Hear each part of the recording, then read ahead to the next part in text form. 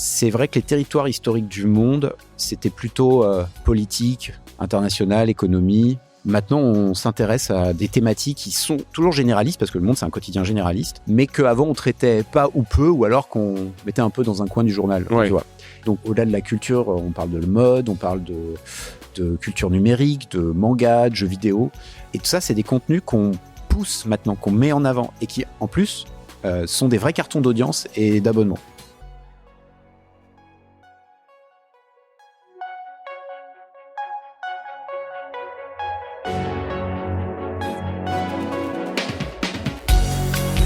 Bienvenue dans Mediarama, le podcast du futur des médias.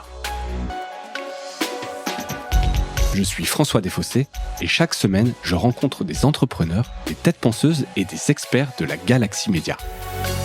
Ce podcast est proposé par Cosa Vostra, agence de conseil tech et créative. Retrouvez-nous sur cosavostra.com.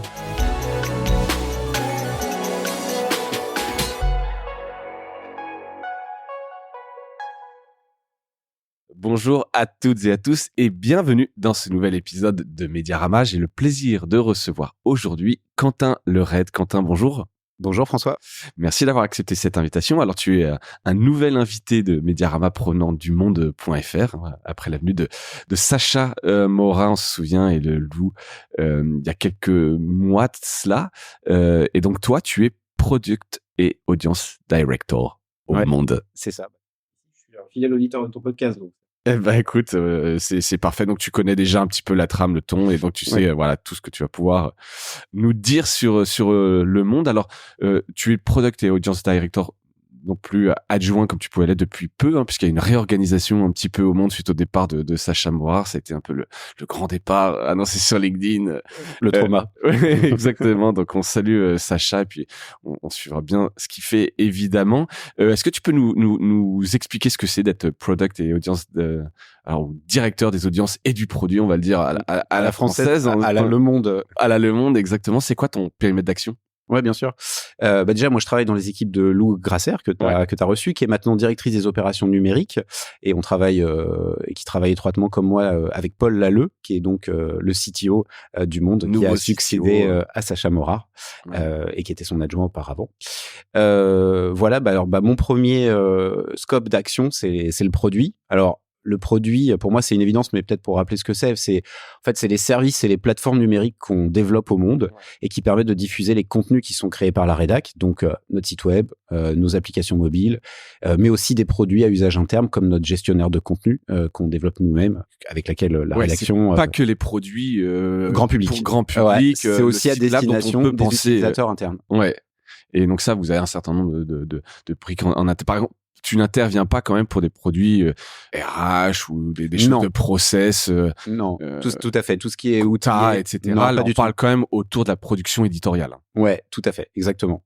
Après, on réfléchit toujours dans notre logique. Est-ce qu'on build versus buy, quoi? Est-ce qu'on achète une solution qui existe déjà, qui est sur le marché, qu'on construit pas nous-mêmes parce qu'on n'aura pas une valeur ajoutée nécessairement très forte par rapport à notre métier, ou alors est-ce que du coup on la construit?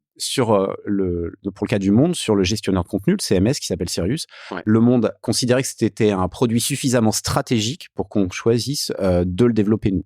Donc pour ça, j'ai différentes équipes. Donc on a d'abord une équipe de product management, des product managers qui eux sont responsables de la stratégie produit, c'est-à-dire que ils vont analyser quelles sont les améliorations qui sont à faire sur nos produits numériques et ils vont en décliner une roadmap.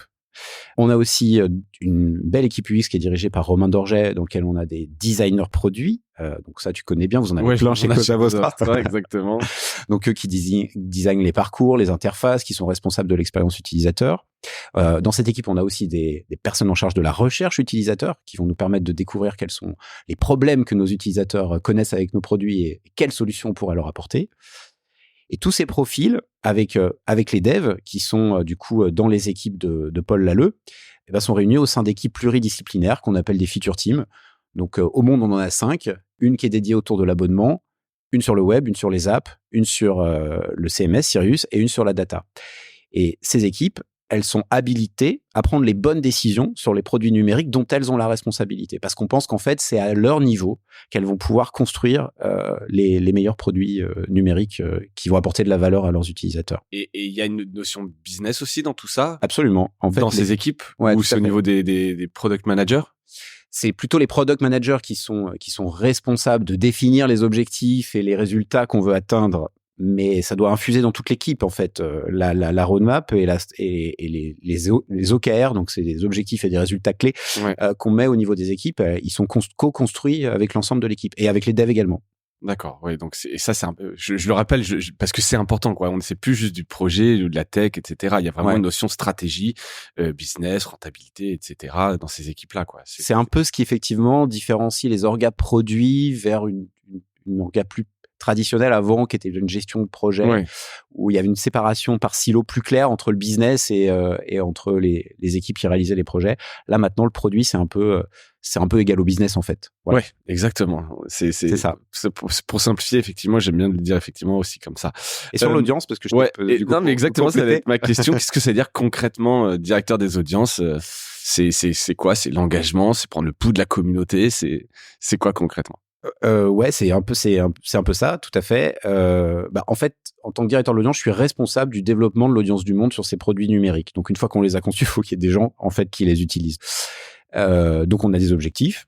Par exemple, le monde, pour t'en donner un, c'est pas nécessairement d'être la première plateforme d'information tout le temps, mais par contre, on doit l'être sur les temps forts d'actualité. Quand il se passe un événement majeur, c'est vrai qu'aujourd'hui, Le Monde est plutôt une référence pour le public, et c'est là qu'on doit être premier. Donc moi, un de mes objectifs, c'est d'assurer qu'on remplit toujours ce critère.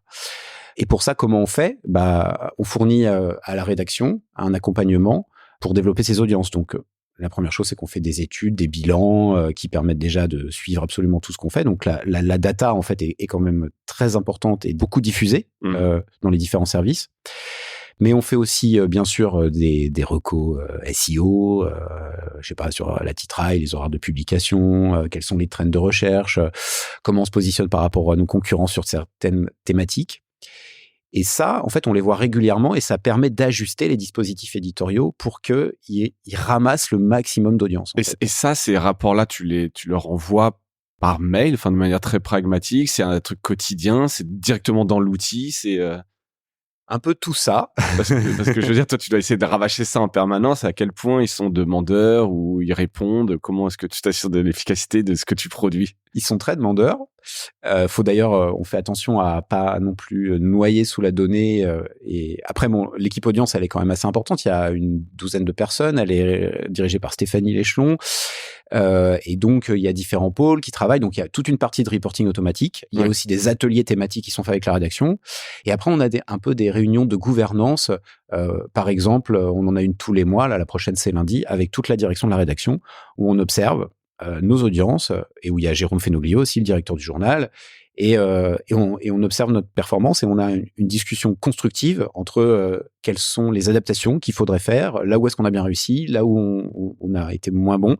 Et c'est là aussi que des décisions stratégiques peuvent être prises sur les évolutions des pratiques éditoriales ou des thématiques à traiter. Donc c'est à la fois la technique, UX et édito dans ces grandes réunions. Exactement. Et pour te donner un exemple récent, c'est vrai que l'actualité de fin d'année, elle a été très chargée entre le conflit Israël-Hamas, la guerre en Ukraine, les différents événements, les attentats qu'il y a eu en France. À un moment donné, on s'est retrouvé avec beaucoup de lives qui étaient ouverts. Et c'était pas tenable sur le long terme pour la rédac qui pouvait pas assurer... En termes de ressources. En termes de ressources, exactement. On a quand même 540 journalistes, c'est un super beau... c'est une pool de journalistes au monde, mais néanmoins, ça reste quand même un ensemble fini. Ouais. Et donc, du coup, il a fallu prendre une décision sur les lives qu'on poursuivrait ou qu'on continuerait. Et donc, c'est toujours la rédaction qui prend la décision, mais au vu des analyses qu'on peut leur vous alimentez quand même pour qu'ils prennent une décision. Exactement. La plus sage possible. La plus sage possible. Et c'est pour ça qu'a été prise la décision, par exemple, dans ce point qu'on appelle Edito Market, d'arrêter le le live sur Israël-Hamas et de poursuivre celui sur l'Ukraine. Parce qu'on pouvait pas garder, c'était des lives quotidiens, on pouvait pas en garder 2 en parallèle si longtemps. Mais bien sûr, de continuer à couvrir Israël-Hamas. Ouais, bien sûr. Voilà, effectivement, parce que j'imagine, c'est pas que drivé par les audiences. Non, il y a aussi des choix éditoriaux. Absolument. Fait, quand bien même des choses marcheraient pas en audience. Absolument. Tu les poursuis. Donc, c'est des arbitrages qui sont faits entre l'édito, mais en tout cas, avec aussi la bonne data, voir ce qui cartonne. Il pourrait aussi y avoir des choses peut-être moins intéressantes, mais qui cartonnent en audience et que tu dis, bon, bah, allez, ça, je continue de couvrir parce que les gens, ils sont demandeurs, quoi. Absolument. Et puis, de toute façon, ça peut aller dans les deux sens. Ça peut aller dans les deux sens. Et de toute façon, c'est toujours la rédaction du Monde qui choisit. Qui choisit, au final. Il y a du quali, en fait, parce que là, on parle de métriques un peu quanti, mais est-ce qu'il y a aussi des métriques quali que vous regardez, je sais pas, qui peuvent aussi driver un peu tout ça? Ouais, tout à fait. Sur le quali, on a, comme je te disais, on a des personnes qui sont responsables de la recherche utilisateur. Donc, en fait, nous, on collecte une espèce de référentiel de retour utilisateur qui est centralisé, qui provient de plein de sources différentes. Donc, comme quoi, par exemple? Alors, par exemple, on a pas mal de questionnaires qui sont insérés dans nos différents produits ou dans le cycle de vie de l'utilisateur. Par exemple, quand tu t'abonnes, tu l'es peut-être... je le suis. Voilà, tu as reçu sûrement à un jour, un questionnaire, pas longtemps après ton abonnement, qui te demande déjà quelques informations. Si, par exemple, tu te désabonnes, donc je te le souhaite pas, mais si tu le faisais, tu recevrais un questionnaire au bout d'1 mois pour te demander un peu les raisons de ton désabonnement. Après, on a aussi les commentaires sur les stores. Et tout ça est connecté, centralisé. Tout ça est agrégé. Ouais, d'accord. Connecté, centralisé. Sur le site, il y a des petites bullettes. Je donne mon avis comme ça où tu peux collecter. Et ça, c'est de la matière pour nous. Et puis on fait aussi des tests qui peuvent être modérés ou non modérés, qui peuvent être à distance ou qui peuvent être en présentiel dans nos locaux où on invite des lecteurs à venir nous donner leur avis sur un projet qu'on est en train de développer, une idée qu'on a, un prototype qu'on aimerait leur soumettre. Et tout ça, bah voilà, tous ces retours quali, ils sont essentiels. Et on fait, pour finir, aussi des grandes études parfois. Donc sur les abonnés, on fait une grande étude tous les 2 ans. D'accord. Et sur les lecteurs gratuits aussi, tous les 2 ans en alternance. Ouais. Voilà. Donc ça, vous connaissez a priori quand même bien vos audiences. Et vous lancez pas, enfin le corollaire de ça, c'est que vous lancez pas de choses sans avoir quand même pris le pouls.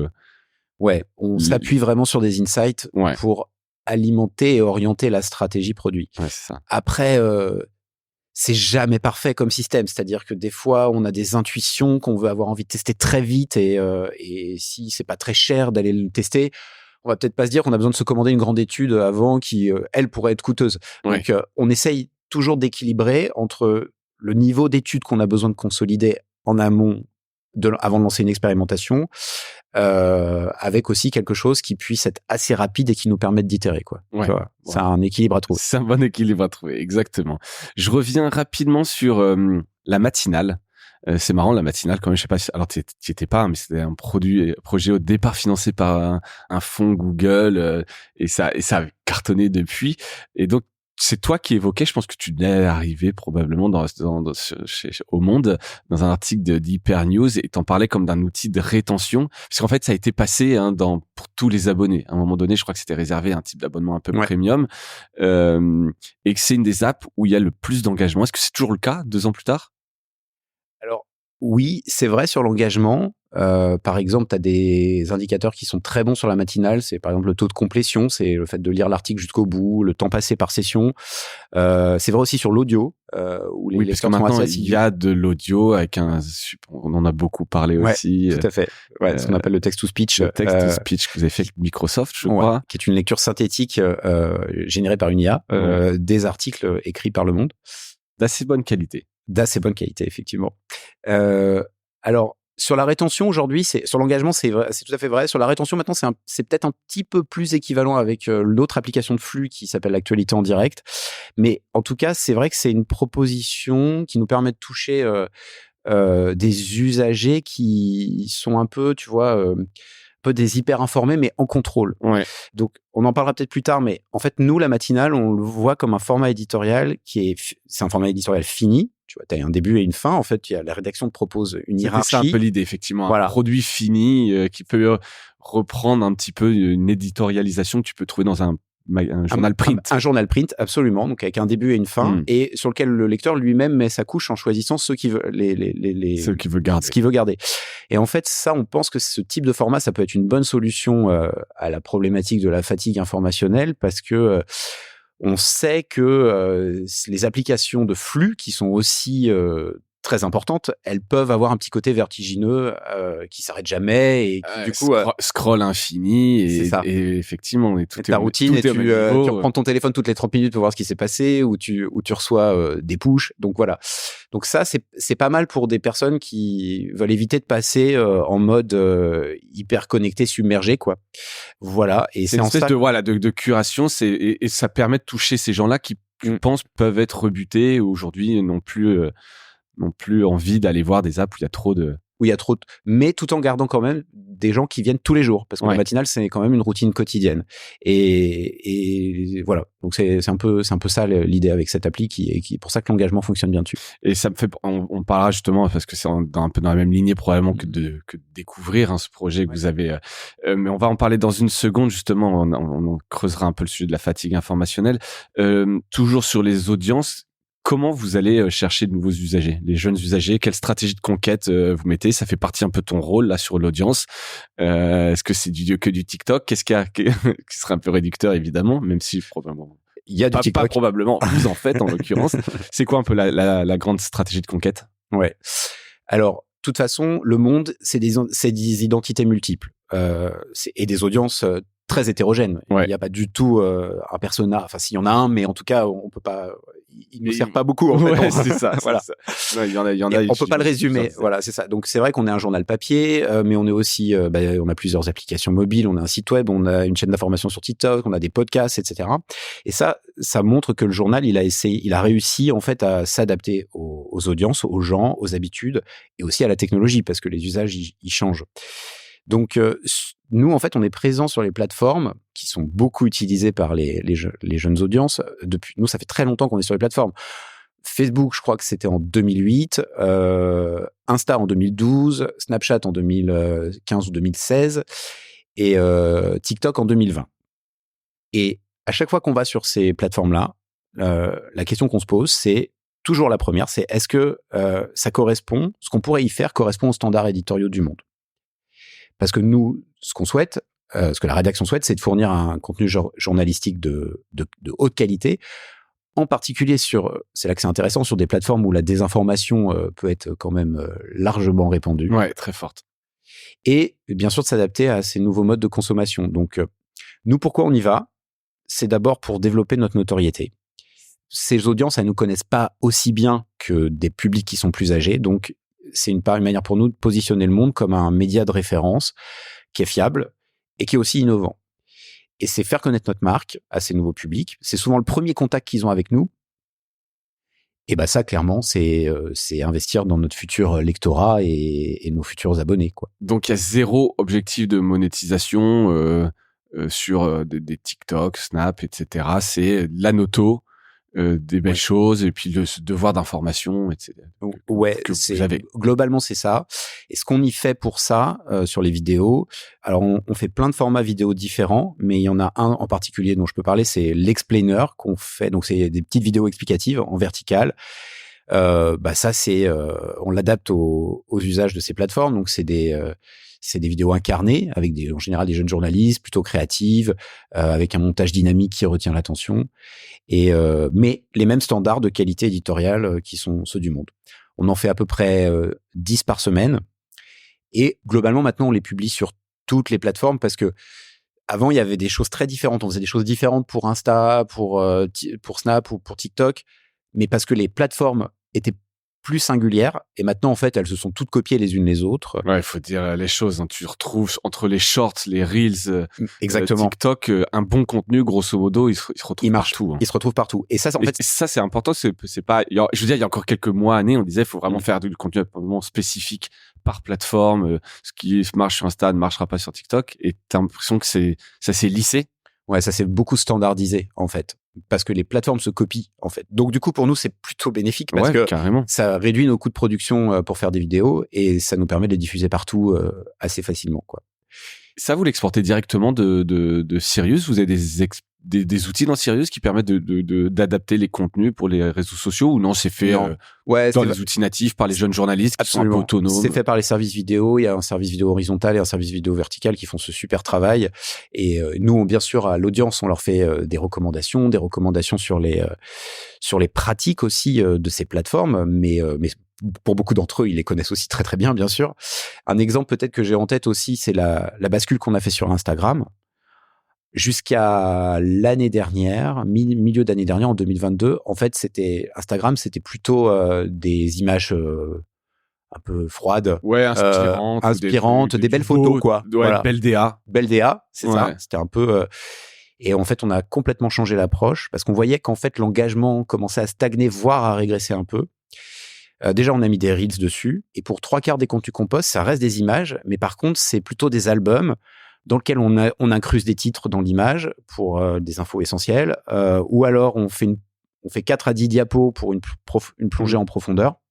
On met des interviews, des enquêtes. Enfin, on traite pas que les sujets d'actualité, et pas que des trucs évidents pour les jeunes publics non plus, parce que, enfin, on change pas l'ADN du monde, en fait, tu vois. Et ça, en fait, 1 an plus tard, ça a été plutôt un pari gagnant parce que en fait, le reach il a progressé de 50% et les interactions sur les articles, elles ont presque doublé. D'accord. Donc voilà. Et je crois qu'en termes de démographique, on a 56% des personnes qui ont moins de 35 ans, et sur TikTok et Snap, c'est 50% qui ont moins de 25 ans. Donc voilà. Donc, vous touchez a priori quand même aussi ces jeunes audiences.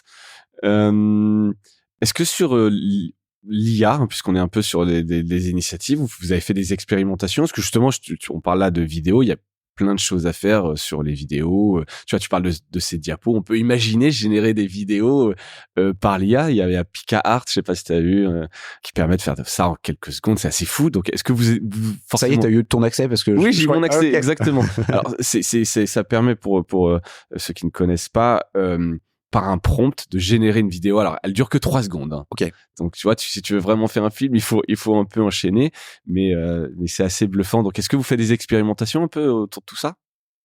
Alors, donc, oui, comme tout le monde, on s'interroge beaucoup sur les opportunités et les bouleversements qui sont liés à l'accélération de toutes les solutions d'IA générative qu'on a vu arriver l'année dernière. Peut-être le premier truc à dire, c'est que la rédac du Monde vient de se doter très récemment d'une charte d'usage de l'intelligence artificielle. Je ne sais pas si on l'a publié encore, mais en gros, il y a 4 points à peu près essentiels qui donnent un cadre en fait sur ce qu'on peut faire, ce que les journalistes peuvent faire et ce que nous aussi dans les produits numériques qu'on développe, on peut faire. La première chose, c'est que on souhaite pas utiliser l'intelligence artificielle pour générer des contenus ex nihilo, c'est-à-dire qui partent de rien. Ça doit toujours partir d'un contenu qui a déjà été produit. Journalisme augmenté, on va dire. Voilà, c'est ça. Pas la full automatisation. Exactement. Par contre, on peut l'utiliser comme un outil d'assistance à la production éditoriale, mais par contre sous supervision toujours d'une équipe édito. On doit informer les lecteurs des différents cas d'usage de l'IA générative dans nos rédactions, et pour générer des images, on a fait un cas spécifique là-dessus, ce sera prohibé. Sauf si il peut faire des exceptions. Si tu fais un article sur la génération d'images, pour illustrer, tu peux l'illustrer, okay. Et tu l'écris spécifiquement. Ça veut dire que vous préférez faire du stock photo, par exemple, sur certains trucs. Alors, je sais pas s'il y a beaucoup de stock photos sur le monde, donc vous avez quand même a priori les moyens d'avoir des vraies photos. Oui. Mais tu vois, il peut y avoir plein d'articles. Je discutais avec un éditeur où ils font des trucs sur la police. T'as toujours une photo, stock photo avec une voiture de police, tu vois. Ouais. C'est un peu nul. Donc, tu pourrais imaginer que dans ce cadre-là, si c'est pas une commande originale, une image générée par l'IA pourrait avoir une valeur ajoutée. Tout à fait, mais on a fait le choix que ce soit pas le cas. Je pense plus dans un contrat de transparence avec nos lecteurs vis-à-vis des interrogations que peut susciter. Ouais, au moins c'est simple. Il y aura pas d'illustration généré par l'IA dans le monde. Donc maintenant, une fois qu'on a posé cette charte, tu vois, on peut faire beaucoup de choses. C'est ça qui est intéressant. Ouais. Donc évidemment, les équipes, par exemple vidéo, qui font du motion design, elles utilisent dans leur montage des assistances pour permettre de générer un certain nombre de choses. On peut citer, j'en ai parlé tout à l'heure, le text-to-speech, c'est de l'audio qui est généré à partir d'un texte qui a été écrit par un journaliste. Mais c'est un bon exemple d'IA générative qui est utilisé. On s'en sert aussi pour le monde en anglais. puisque oui, pour la traduction. La traduction, c'est Lou absolument. qui nous expliquait justement qu'une partie était traduite de base par un outil de traduction automatique. Tout est traduit. Et après, c'est localisé humainement. Enfin, Voilà. en tout cas, revu par la rédaction, relu, révisé par la rédac. Ouais. Et puis, l'autre aspect où on l'utilise, c'est on travaille avec dans l'assistance au métier de la rédaction, donc dans notre gestionnaire de contenu, dans le CMS Sirius. Évidemment, on voit ce qu'on peut faire pour permettre d'accélérer des tâches. En fait, tout ce qui permettra de décharger le journaliste de tâches un peu rébarbatives à faible valeur ajoutée. Ouais. Pour lui libérer du temps sur de la vraie création de valeur. Donc, ça peut être sur des enrichissements, de la mise en forme, des référencements. Ou même aller sur le terrain ou de l'investigation. Oui. Là, je parlais de ce que nous, on essaye de faire dans le produit. Donc, quand on écrit un article, au niveau du produit. Voilà, tu vois, au niveau de la mise en forme, des enrichissements, des liens, de la recherche, tout ce que tu peux accélérer sur cette partie, ça, c'est du temps dégagé pour faire autre chose qui a plus de valeur. Et ça, les journalistes sont plutôt preneurs de ce genre de choses. Dès que ça peut leur faire gagner du temps sur des tâches rébarbatives, qui n'est pas la pure création de contenu, ils sont contents. En tout cas, tous les journalistes avec lesquels on travaille sur ces questions-là, ils sont plutôt carrément partants, ouais, effectivement. Ouais. Bon, top. On l'a un peu évoqué, la fatigue informationnelle. Alors, je l'ai mis un peu comme un chapitre parce que vous avez notamment lancé alors je sais pas si c'est un produit ou c'est une rubrique ou c'est un format découvrir. Comment tu le un espace, ouais, c'est un bon. Un espace, une rubrique. Non, c'est pas une rubrique, ouais. Non, donc voilà. Et j'ai vu ça. Alors, je l'ai vu en tant qu'abonné, mais tu as surtout été interviewé aussi par The Audiencers, qu'on salue, qui a eu la primeur de t'interviewer l'année dernière. Et voilà, parce que certains médias se contentent de lancer des newsletters positive ou de faire du journalisme de solution, et vous, pour répondre un peu à ce besoin réel de fatigue informationnelle, c'est pas juste un buzzword, ça existe réellement. Vous avez lancé donc cet espace découvrir. Est-ce que tu peux nous en dire un peu plus? Alors, on fait aussi des newsletters positives, dont la Feel Good, qui est avec ce jeu de mots FIL et Feel. Ouais. On a 100 000 abonnés, c'est la 5e newsletter du monde, donc elle cartonne. Et on l'a arrêté pendant quelques mois, on l'avait lancé pendant le Covid, sans d'ailleurs avoir bien en tête les problématiques de fatigue informationnelle à l'époque, tu vois, mais c'était une intuition de la rédaction. On l'a arrêté et on a eu plein de retours de lecteurs qui nous ont dit « Ah non, arrêtez pas ça », donc on s'est débrouillé pour la remettre. Voilà, d'utilité publique, exactement. On a parlé des formats finis comme la matinale, on a le journal électronique aussi qu'on va mettre bientôt dans l'application de flux, justement pour enrichir un peu aussi la proposition de différents formats au sein de notre application de flux qui est quand même vaisseau amiral. C'est-à-dire, vous allez mettre le journal électronique, le journal version électronique, c'est la version PDF, qui est donc là aujourd'hui sur une autre application. Ouais, va intégrer l'application de flux. Comme vous allez unifier. On va unifier un petit peu. C'était le cas à l'époque, il y a quelques années, où l'application, il y avait un flip et tu passais sur la liseuse. Donc ça a changé un peu avec les technos. Ouais, mais donc là, vous allez réunifier dans une seule application le flux et le journal. Ouais, l'application indépendante va rester encore au moins un certain temps, mais on retrouvera son journal directement dans son écosystème. Tu l'auras aussi, exactement, c'est ça. Et ça, c'est aussi un peu dans cette logique de mieux exposer les différentes manières de consommer l'information, de s'adapter un peu aux besoins et aux usages de nos lecteurs. Et donc, alors, découvrir, c'est une rubrique, c'est un pas de côté au flux de une, d'ailleurs, il est juste à côté, dans lequel tu vas y trouver des thématiques positives, on va dire, la food, du lifestyle, du voyage, mais aussi du journalisme de solution et des contenus sur des thématiques un peu plus froides, mais qui peuvent être liées à des nouvelles sphères dans lesquelles le monde maintenant prend la parole. La sphère personnelle, par exemple, donc ça peut être l'intimité, la parentalité, le rapport à soi, l'amour, ou aussi des thématiques pratiques comme, je sais pas, le logement, l'argent, etc. Enfin, tout ce qui s'éloigne du hard news, du flux de une qui est très...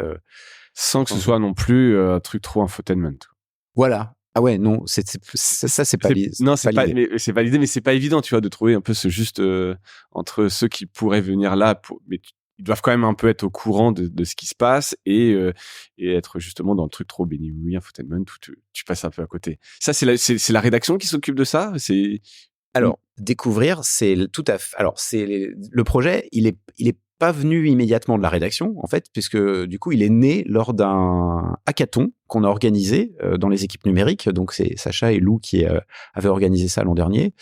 Et donc, en fait, c'est une équipe de 5 personnes. Alors, c'est Florence, Nicolas, Jérémy, Agnès et Georgia, qui viennent du dev, du produit, de l'UX, qui se sont montés dans ce hackathon interne. Voilà, et qui ont eu envie d'offrir à nos lecteurs un espace de respiration dans l'application mobile qui répond un peu aux critères que je t'ai décrits. Ouais.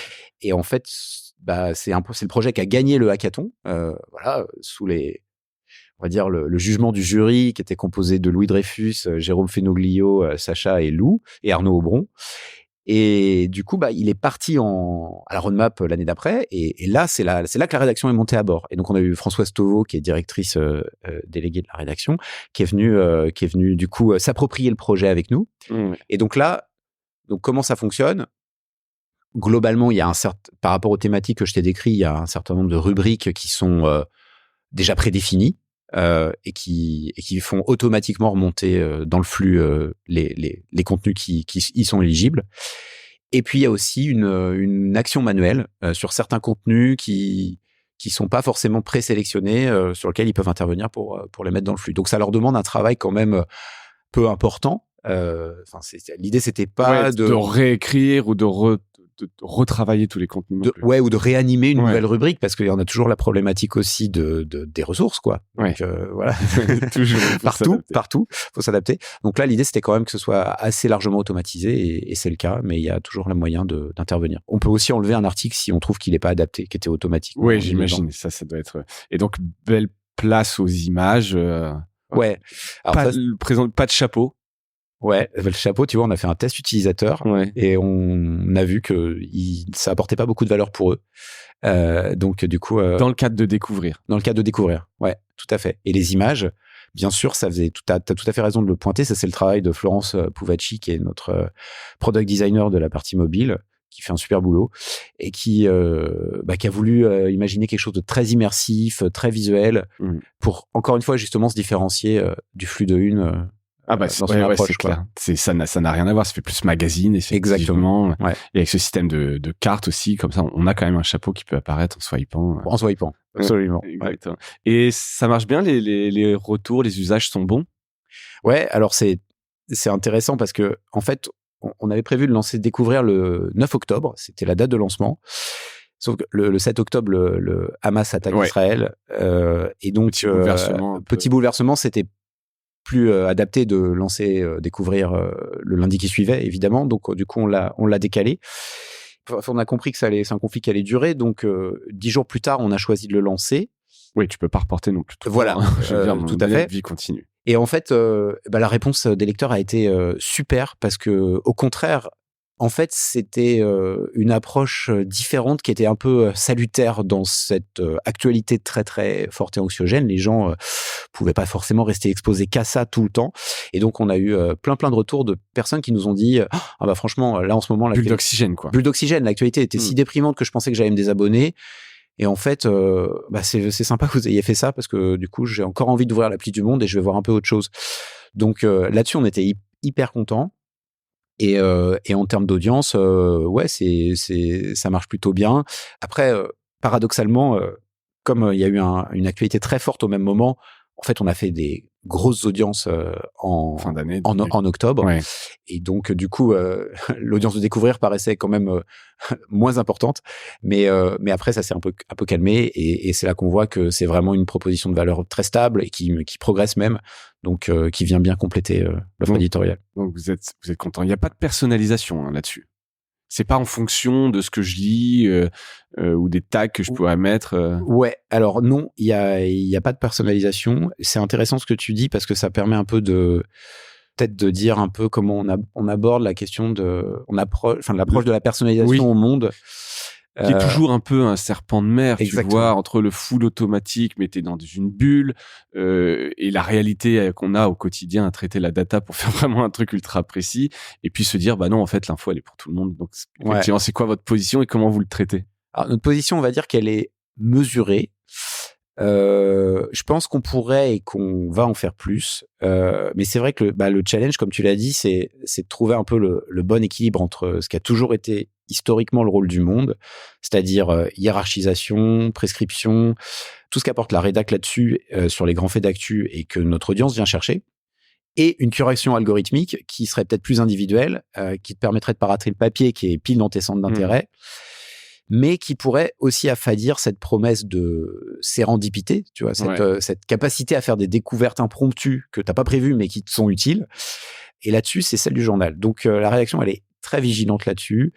Et si enfin, moi, je comprends, parce que si on opère une sélection des contenus qui est trop excessive avec un algorithme, on pourrait perdre ce processus-là. Et qui est dommage, parce que c'est aussi quand même ce que t'attends à un moment donné, de découvrir des trucs, des sujets qui sont importants et que tu les vois pas. Donc, on en fait un petit peu. Ouais. Il y a des endroits dans nos produits qui sont plus personnalisés, mais on est assez prudent par rapport à ça. Et au-delà de découvrir, est-ce que cette réflexion sur la fatigue informationnelle, vous l'avez dans d'autres produits? Je sais pas, est-ce que ça a d'autres impacts? Alors, j'ai déjà un peu parlé des newsletters, qui est un format fini. J'ai parlé du journal électronique, j'ai parlé de la matinale. Il y a découvrir. Peut-être ce que je peux ajouter, mais c'est un tout petit peu plus édito, mais c'est quand même important parce que ça répond à ça. C'est vrai que les territoires historiques du monde, c'était plutôt avant politique, internationale, économie, voilà, sur lequel le monde était très très crédible, très légitime, et on s'inventerait moins sur des sphères différentes. Et ça a un peu changé depuis la gouvernance principalement de Jérôme Fenoglio, je crois. Maintenant, on s'intéresse à des thématiques qui sont toujours généralistes, parce que le monde, c'est un quotidien généraliste, mais qu'avant, on traitait pas ou peu, ou alors qu'on mettait un peu dans un coin du journal. Tu vois. Et maintenant, on met vraiment en avant, par exemple, j'ai en tête du coup ce que je te disais sur la sphère personnelle. Donc, on a lancé... la newsletter, par exemple, Daron. Daron. Ça, c'est la verticale intimité, donc qui est autour de la parentalité, du sexe, l'amour, le rapport à soi. Donc Clara Georges est responsable. Mais aussi sur le lifestyle. Au-delà de la culture, on parle de mode, on parle de culture numérique, de manga, de jeux vidéo. Et tout ça, c'est des contenus qu'on pousse maintenant, qu'on met en avant et qui, en plus, sont des vrais cartons d'audience et d'abonnement. Ça transforme bien, c'est des articles qui transforment. Ouais, je crois que notre article qui a fait le plus d'audience l'an dernier, c'est une tribune sur la parentalité. D'accord. Voilà. On l'aurait pas dit, hein. Sur le monde, non. Sur le monde. C'est ce qui a généré le plus d'audience. Ouais. Alors après, c'est évidemment pas représentatif de toutes nos audiences. Non, bien sûr. Diverses, mais en tout cas, il y en a beaucoup qui fonctionnent très bien. Ouais, donc quand tu l'as identifié, t'as quand même intérêt à pousser ça d'une manière ou d'une autre. Tu sens que ça marche. Et je pense aussi que tu as parlé de journaliste de solutions. C'est aussi une approche qu'on a. Je pense que par exemple sur la crise climatique, la rédaction sans bien sûr traite complètement toutes les problématiques qui peuvent être potentiellement très anxiogènes. Mais elle a aussi une approche. Je pense par exemple au podcast que fait Nabil Wakim, Chaleur Humaine, qui est dans un ton avec une incarnation qui permet aussi à éviter un peu que l'information tombe en surplomb sur les gens, plutôt dans un rapport de conversation et de solution, pas clivant. Qu'est-ce qu'on peut faire et qui est pas juste dans le catastrophisme, quoi. Exactement, voilà. Et il y a aussi la série adaptation qu'on avait fait cet été sur comment on s'adapte au réchauffement climatique. Voilà, donc je pense que la problématique de la fatigue informationnelle, elle est aussi traitée et embrassée par la rédaction à travers ces perspectives éditoriales sur la ligne éditoriale aussi, qui se diversifient un peu. Ouais, c'est intéressant de façon de le traiter par tous les angles, hein. UX, les formats, exactement, et la ligne édito. Ouais. Donc c'est quelque chose que vous avez bien à cœur. Super. Écoute, est-ce que tu as des inspirations, toi, d'autres médias que tu regardes, peut-être autour de ce sujet de fatigue informationnelle, tu te dis ça c'est quand même pas mal, on pourrait y aller, même si c'est des petits. Ouais, sur la fatigue informationnelle, il y a je pense que on voit des choses qui sont intéressantes, qui peuvent être utilisées avec les intelligences artificielles, notamment, tu vois, les choses qui permettent. Est-ce que le résumé d'article ou est-ce que des explainers qui sont faits rapidement, ça peut aider je suis pas complètement convaincu, mais en tout cas, c'est des réflexions intéressantes. J'ai vu qu'il y avait je crois que c'est un plugin Chrome qui s'appelle Artifact qui permet de faire des résumés d'informations pour les enfants. Ouais. Voilà, tu vois, est-ce que si tu veux chercher à expliciter, parce que souvent dans l'explainer, l'avantage, c'est qu'il permet de déconstruire une problématique qui est peut-être très anxiogène, mais une fois que tu l'as compris un peu mieux, tu peux passer à l'étape d'après, qui est de réfléchir à comment est-ce qu'on peut régler le problème. Exactement, mais moi, tu l'as bien. Voilà, comment est-ce que tu es capable de l'expliquer à tes enfants, tu vois. Donc, je pense qu'il y a des choses qui peuvent être intéressantes à explorer par ça. Je dirais que nous, alors là, du coup, je vais encore parler de nous, mais nous, aussi dans ce qu'on fait avec la diversification, tu vois, on fait avec les jeux ou on fait une appli qui s'appelle Mémorable. Ouais. C'est aussi une approche de l'information, mais derrière quelque chose de ludique, culture G, travailler ta mémoire, mais dans lequel voilà, ça permet aussi de garder le contact avec ta marque. Ouais, donc ça c'est plutôt malin. C'est à la fois ça répond aux besoins qu'ont les gens de jouer, on sait que ça marche bien, quelque chose d'un peu aussi pédagogique, etc. Donc ça coche un peu toutes les et tu te désengages pas, tu as un rapport quand même parce que c'est ça le risque, c'est que la personne décroche et quitte ton média et voilà. Si elle vient que chercher ce genre de choses, effectivement, c'est compliqué. Donc là, vous offrez un bouquet de choses voilà, qui fait la que diversification de nos services, des choses plus servicielles en fait, peut être aussi un rempart. À cette fatigue informationnelle. On va chercher autre chose au monde. C'est pas mal. C'est pas mal. Écoute, merci. On a fait le tour, a priori, des questions que je voulais voir avec toi. Est-ce que, pour finir l'épisode, t'as un truc cool? Et après, je te poserai quand même un feedback. Tu sais, je demande un peu sur le groupe WhatsApp des auditeurs. Donc, j'ai une question parce que c'est, qui dit...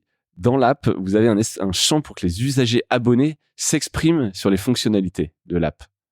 Il y a un truc de feedback. Ouais, tout à fait. Mais il n'y a pas de manière de suivre ce qu'on suggère et c'est dommage de ne pas le faire. Oui, bien sûr. Et voilà, donc c'est un message qui est passé triste comme ça en disant ce serait bien de pouvoir avoir un suivi des feedbacks tu sais, un peu comme ces votes qu'on peut faire qui atteignent un certain nombre. Il y a des plateformes, User Voice qui permettent de faire ce genre de choses. Voilà, petite suggestion. On l'a fait en fait, quand on a refondu notre application mobile en 2021, je crois, donc c'était avant que j'arrive, et sur lequel on avait un espace comme celui-là où pendant le protocole, la phase de bêta, on avait permis aux utilisateurs de faire leur retour et de tester et de voter. Après, ça nécessite quand même je vous ai expliqué qu'on a, on collecte toutes ces données dans un référentiel. Et c'est vrai qu'on a beaucoup de volume. Donc, c'est vrai que ça nécessite une gestion et un management des retours. Si tu rentres dans ce processus, faut aussi manager les attentes, tu vois. Donc, c'est vrai que c'est pas tout à fait l'approche qu'on a généralisée. On le fait quand on a des gros projets, par exemple. On trouve que ça va vraiment, on va pouvoir l'actionner derrière. C'est pas tout à fait facile à notre échelle parce qu'on a beaucoup de volume d'arriver à le manager en permanence. Et que ce soit pas déceptif. Et que ce soit pas déceptif, c'est ça. Top. Et donc, je te disais, est-ce que tu as un truc cool à nous recommander, quelque chose que tu as vu, lu, entendu, qui t'a ému, impressionné, ce que tu veux? Alors, j'ai deux choses qui me viennent en tête. Il y en a un truc média et un truc pas média. Mais sur la partie média, écoute, c'est pas très original, mais il y a plein de rétrospectives là en ce moment. Tu sais, j'ai la SNCF. On est bombardé cette année. Ouais, ça c'est le grand format, les wraps. Ouais, exactement. Vous l'avez pas fait au monde. On l'a pas fait, effectivement. Et moi, j'ai trouvé très bien faite celle du Wash Post que j'ai reçue, donc qui te dit les thématiques que tu as le plus appréciées, quel est le journaliste que tu as le plus lu. Ça, c'est intéressant aussi. C'est pas mal parce que j'ai vraiment appris un truc sur moi. Ouais, voilà, c'est ça. Est-ce que tu apprends des trucs sur toi? Ouais. Mais en même temps, ils se servent pas que de la rétrospective pour ça, parce que du coup, ils disent, tiens, journaliste, que tu veux pas t'abonner aux notifications dès qu'il publie un papier? Est-ce que tu veux pas le suivre sur Twitter? Et cette thématique, c'est ta préférée, t'es pas inscrit à la newsletter, là, comment ça se fait? Est-ce que tu veux pas t'inscrire? Et en plus, dans une UX qui est ultra léchée, ultra bien faite, donc hyper engageante, avec ton score, etc. Enfin voilà, qui te qualifie comme, qui te dit que moi je fais partie des 30% des lecteurs les plus assidus de cette journaliste, tu vois. Voilà. Qui a un gros volume encore. Ouais. Mais non, ça c'est pas mal effectivement. Ça, je trouve que c'est assez bien fait et du coup ça peut nous donner des idées, quoi. Il y a encore ce truc de suivre vraiment des plumes, des journalistes, etc. C'est quelque chose que vous sentez dans les tests. Alors c'est probablement les mecs les plus fidèles, mais ça doit pas forcément représenter énormément de gens. Mais il y a cette notion encore de suivre vraiment quelqu'un. Oui, c'est des choses qu'on voit. Bien sûr, notre lectorat, il est très connaisseur des contributeurs et des différents rédacteurs du monde. Donc, on voit à la fois qu'il y a une adhésion vers certains lecteurs, vers certains journalistes. On voit aussi qu'il y a des papiers écrits par des journalistes qui font beaucoup d'audience, souvent parce que ce sont des journalistes associés à des thématiques qui sont porteuses d'audience. Mais c'est vrai qu'il y a un intérêt et on réfléchit à mieux exploiter ça, justement, dans les prochains mois, parce que c'est pas quelque chose qu'on met très en avant aujourd'hui. Ouais, et puis en termes de fonctionnalité, ce que tu décrivais que propose le Washington Post, c'est pas mal. Tu vas pouvoir s'inscrire à une newsletter, même monter de manière purement automatique autour d'un mec, autour d'une ou même d'une rubrique ou d'un tag qui t'intéresse. Je pense qu'il y a des choses à faire là-dessus. Ouais, tout à fait.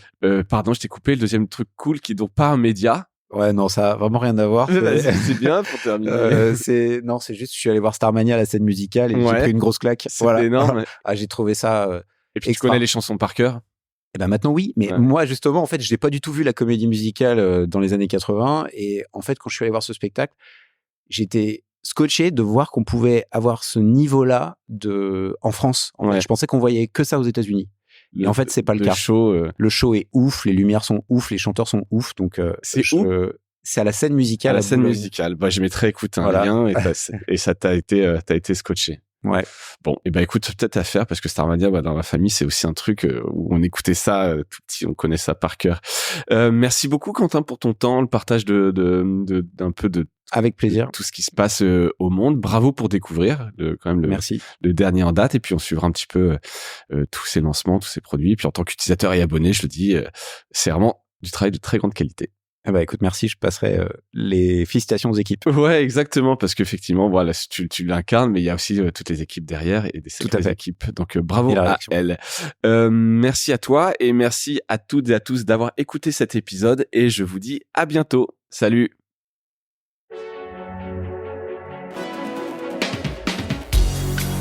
Voilà, Mediarama s'achève. Si cet épisode vous a plu, n'hésitez pas à le liker et le partager.